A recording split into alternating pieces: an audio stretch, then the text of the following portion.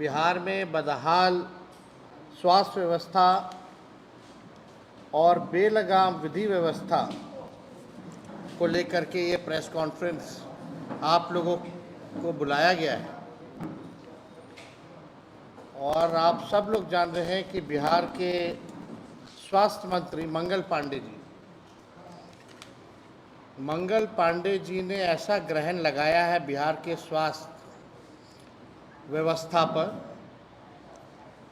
कि लोगों का सर दर्द का भी इलाज नहीं हो पा रहा है।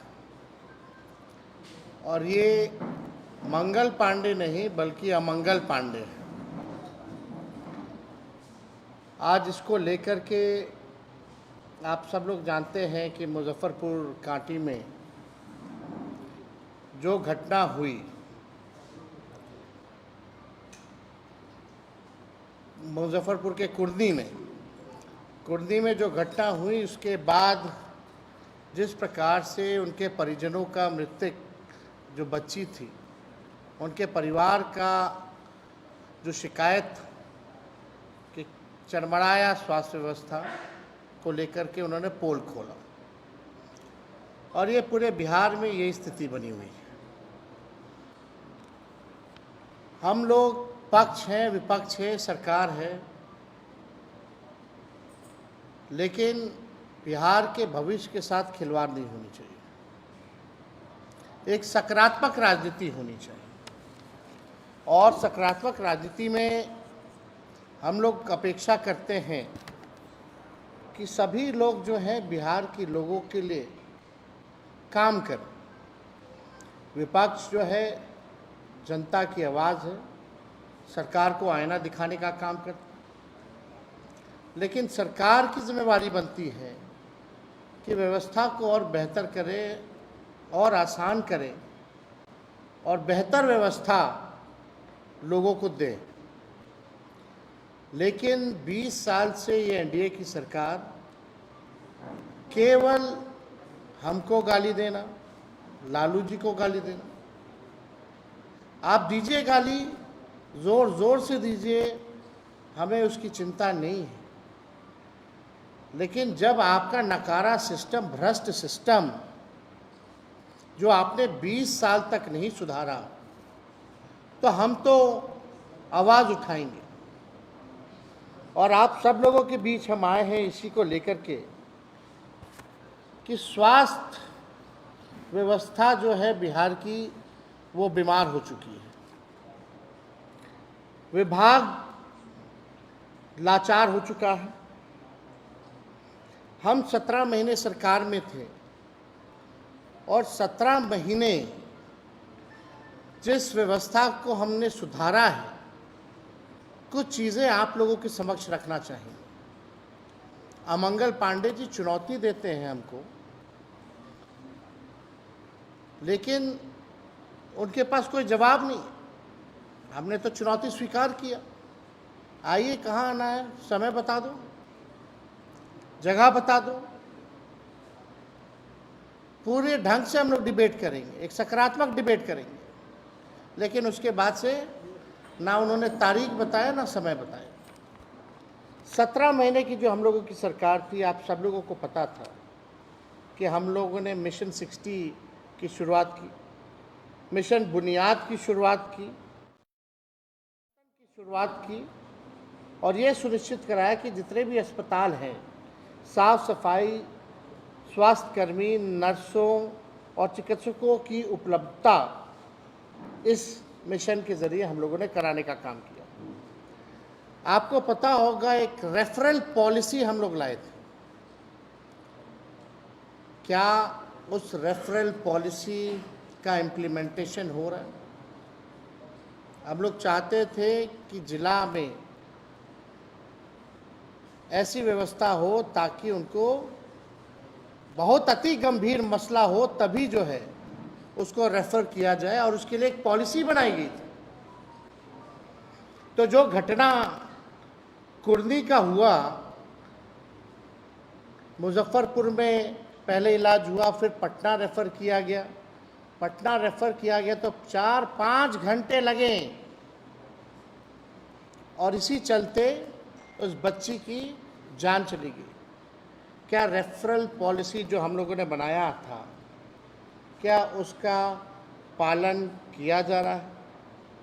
जिलाओं के अस्पतालों में विशेषज्ञ डॉक्टरों की नियुक्ति हम लोगों ने कराने का काम किया। स्वास्थ्य उपकरण की उपलब्धता हम लोगों ने कराई। दवाएं जो 278 फ्री में मिला करती थी, हमारे आने के बाद 611 मुफ्त में दवाएं जो है मिलने लगी।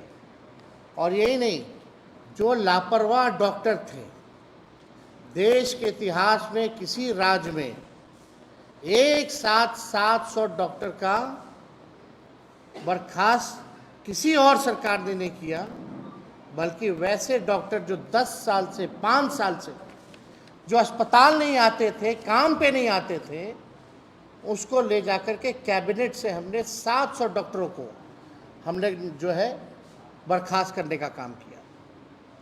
आज क्या व्यवस्था है, आपको ऑन रिकॉर्ड बताएंगे कि क्या इन लोगों का सिंडिकेट है, इन लोगों का माफिया कैसे स्वास्थ्य विभाग में चलता है, किस प्रकार से रिटायर्ड डॉक्टरों को रखा जाता है और उनसे काम लिया जाता है। हमारे पास कई उदाहरण भी है। लेकिन उससे पहले हम लोगों ने पब्लिक हेल्थ कैडर लाया था, जिसमें 1,60,000 लोगों की बहाली होनी थी। हम कैबिनेट भी ले गए, मुख्यमंत्री जी द्वारा रोका भी गया। लेकिन अब क्या हो रहा है, क्यों नहीं पब्लिक हेल्थ कैडर को लागू किया जा रहा है, जहां डॉक्टरों की, नर्सों की, स्टाफों की, सबकी भर्ती होनी थी, ताकि कोई चीज़ में कमी ना रहे, मरीजों को इलाज हो जाए, चाहे टेक्नीशियंस हों, उनकी उपलब्धता हो, नर्सेज, डॉक्टर्स, जो भी ज़रूरत की चीज़ें अस्पताल में होनी थी, उसके लिए हम लोगों ने पब्लिक हेल्थ कैडर लाने का काम किया। लेकिन ये नकारा सरकार को कोई मतलब नहीं है कि भर्ती जो है वो कराया जाए।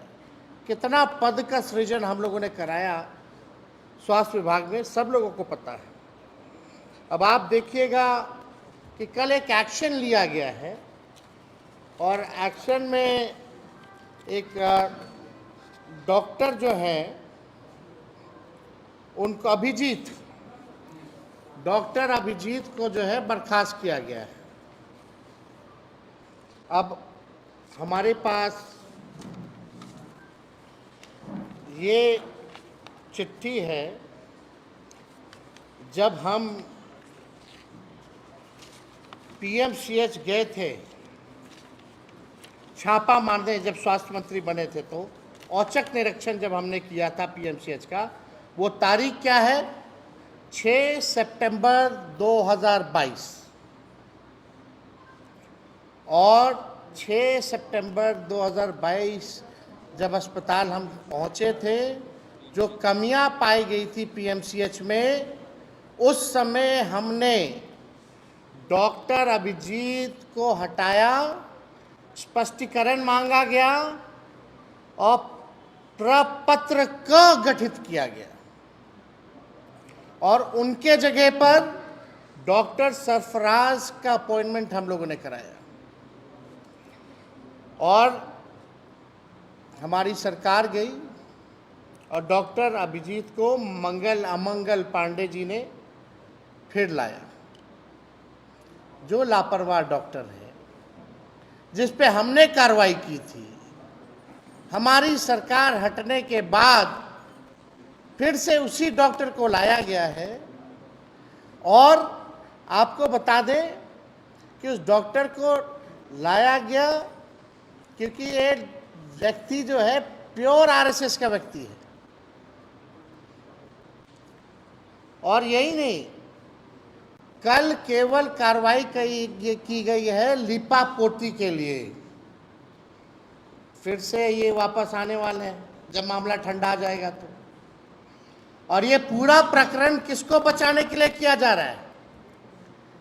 ये पूरा प्रकरण डॉक्टर आईएस ठाकुर, जो मेडिकल सुपरिटेंडेंट है, रिटायर्ड व्यक्ति है पीएमसीएच का, उसको बचाने के लिए ये दिखावटी कार्रवाई की गई है। डॉक्टर आईएस ठाकुर 31 जनवरी 2024 को रिटायर्ड हो गए और महागठबंधन की सरकार गिरी 28 जनवरी को 2024 को, और आईएस ठाकुर को फिर से एक्सटेंशन दे दिया गया 1 फरवरी 2024 को। यानी हमारी सरकार गिरी 28 जनवरी को और 1 फरवरी को, यानी उनके रिटायर्ड हुए 31 जनवरी को। बिना स्वास्थ्य मंत्री, उस समय डिपार्टमेंट भी तय नहीं था, सीधे मुख्यमंत्री ने साइन किया इसके एक्सटेंशन को लेकर के। और ये इसलिए हो रहा है, आपको हम बता दें, क्योंकि जब तक 5,000 करोड़ का पीएमसीएच बिल्डिंग बनेगा, जब तक बनता रहेगा, किसी की मजाल नहीं है आईएस ठाकुर को बदल सके। ये आप नोट कर लीजिएगा। ये 5,000 करोड़ का जो पीएमसीएच बन रहा है, क्या रिटायर्ड व्यक्ति, इसमें क्या खूबी है भाई? इनके अलावा कोई पीएमसीएच ही नहीं चला सकता? और कोई काबिल लोग नहीं है क्या इनके अलावा कि जो है पीएमसीएच चला सके? तो ये पूरा जो कवायद आप देखिएगा, ये पूरा कवायद इनको बचाने के लिए चल रहा है। अब हमारे पास देखिए प्रमाण भी है।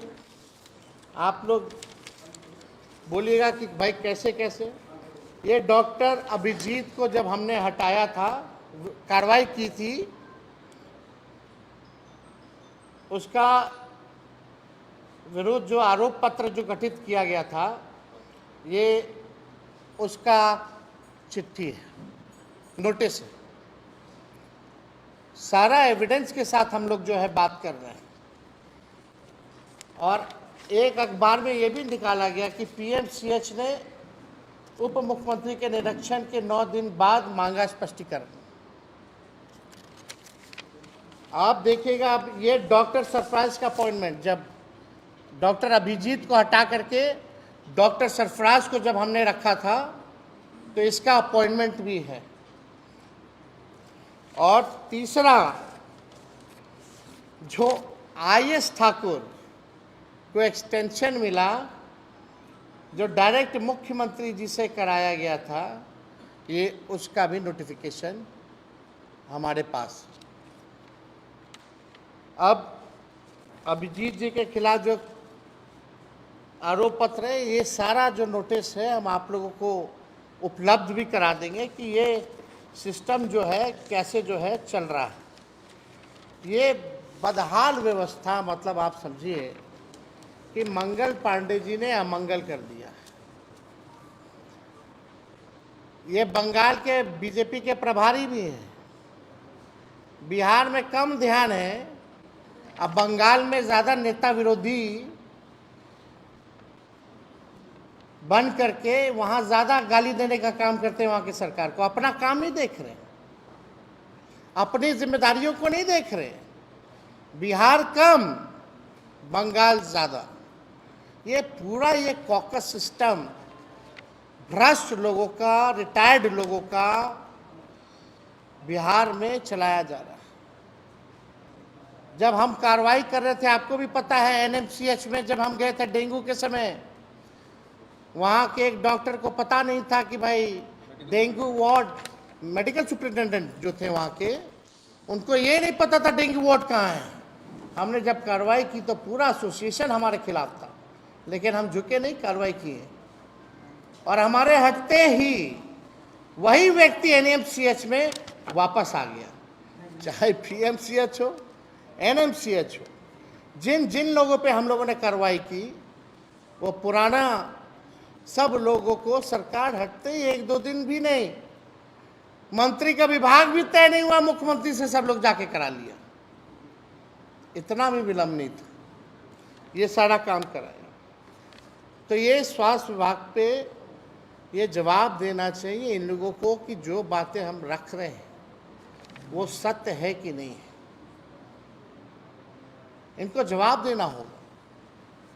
लोग बेबस हैं, किसी से भी पूछे, लोगों को पीएमसीएच हो, आईजीएमएस हो, बेड नहीं मिलता है। बिहार को बर्बाद कर देने का काम किया है। अब आइए, चारों तरफ लूट, रंगदारी, बलात्कार, हत्या ही है बिहार में। पूर्णिया हो, सीतामढ़ी हो, भागलपुर हो, अकेले मुजफ्फरपुर में अनेक बलात्कार की घटनाएं, बल्कि हत्या की जाती है बलात्कार के बाद। बक्सर में 10 से अधिक हत्याएं, छपरा में विगत 4-5 दिनों में 14 से 15 हत्याएं, आरा में गोली मार में 3 लोगों की हत्याएं, कल भी आरा में 2 लोगों की हत्याएं हुई, छपरा में 2 की हत्या हुई, बक्सर में 3 की हत्या हुई। अब एनसीआरबी का आंकड़ा देखिए, एनसीआरबी का आंकड़ा के अनुसार 2005 के बाद यानी 20 साल में बिहार में नीतीश राज में 65 पुलिस। मुजफ्फरपुर बालिका गृह कांड का क्या हुआ?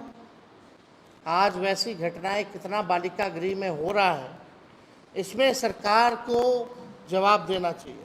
इस निर्मम, निकम्मी और नकारा सरकार की संवेदना शून्य हो चुकी है। और ये सारा डीके टैक्स जो है, ये सब उसी ग्रुप के लोग हैं।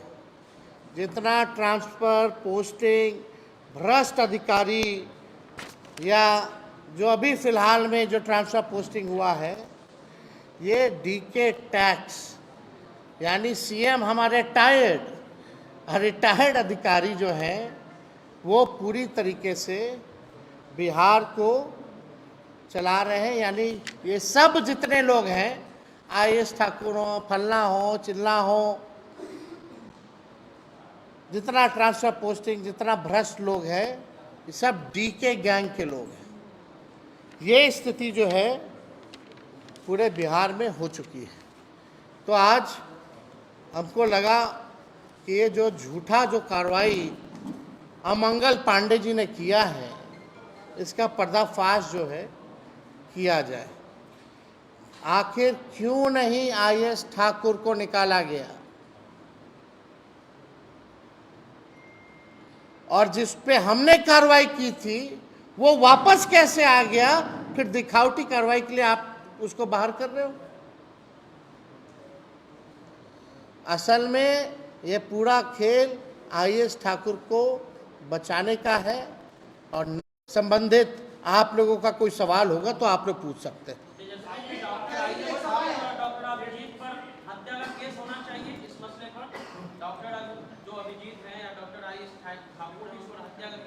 ये एक तरह से बच्ची तो अच्छी स्थिति में थी। हम तो खुद परिजनों से मिले, परिजनों का कहना है बच्ची अच्छे से कम्युनिकेट भी कर रही थी मुजफ्फरपुर तक। मुजफ्फरपुर से पढ़ने सब लोग डीके गैंग के लोग हैं। अरे आप बताओ ना, सरकार हमारी गई और अधिकारियों का ट्रांसफर हो, पोस्टिंग हो, 24 घंटा पहले।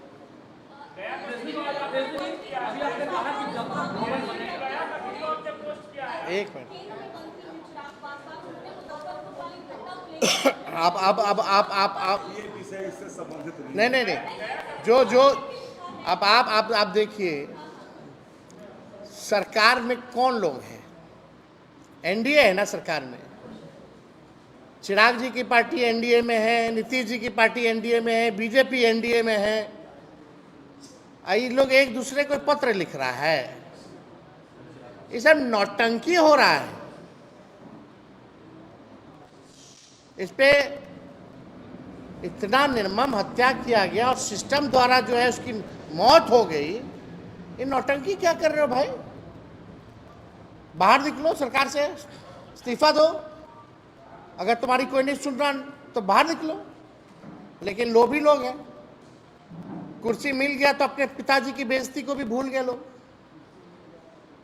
पार्टी को तोड़ दिया वो भी भूल गए लोग कुर्सी मिलने पे। कुर्सी मिल गया तो परिवार को बांटने का जो काम हुआ वो भी लोग भूल गए।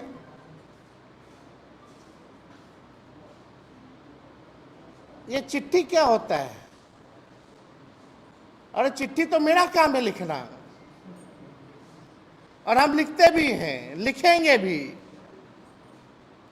आप जाते हैं, मिलते हैं, आप लोग सरकारें के मांगे, चाहे केंद्र में हो या राज्य में हो।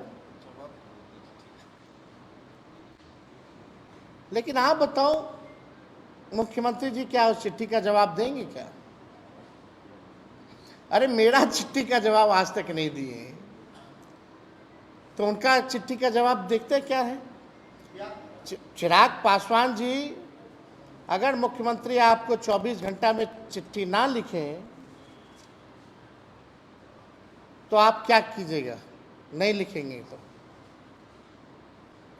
what you will do if you will not write letter back to you? ये खाली दिखावटी मिलावटी राजनीति बिहार की जनता जानती है। गिड़गिड़ के आंसू बहाने से कुछ नहीं होने वाला। रंग जैसे गिड़गिड़ बदलता है, मगरमच्छ के आंसू जैसे दिखावटी है, उससे कुछ होने वाला नहीं है।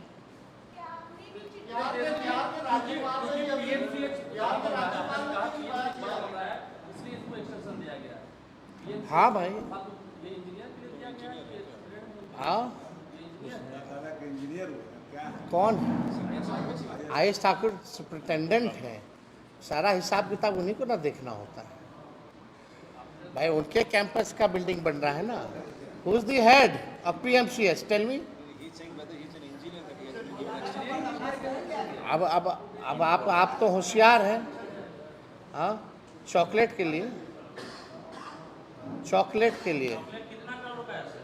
अब पता नहीं, अब जो छापा मरवाइए, रिटायर्ड इंजीनियर क्या मरता है ना, मरवाइए, पता चल जाएगा।